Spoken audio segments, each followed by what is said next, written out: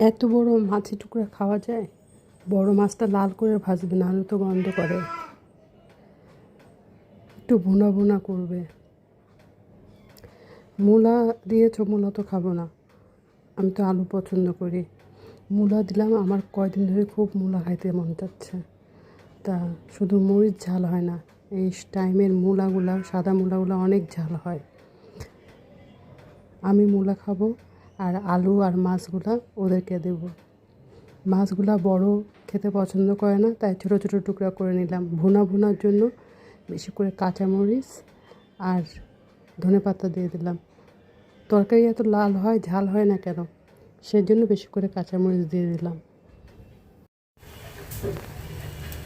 মূলা দিয়ে ধনেপাতা কাঁচামরিচ দিয়ে বড় মাছগুলোর টুকরা করে মূলা দিয়ে আলু দিয়ে রান্না করলাম।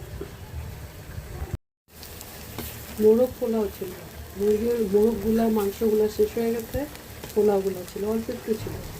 তা আমার মূলার ডাল ছিল কালকে, সবই কালকে, তাই সেটা দিয়ে জাল দিয়ে বাগার দিলাম। এত সুন্দর গন্ধ বেরিয়ে গেছে, একটু কাঁচামরিচ দিলাম, এখন একটু ধনেপাতা দিলে কেমন হবে বলবা তো?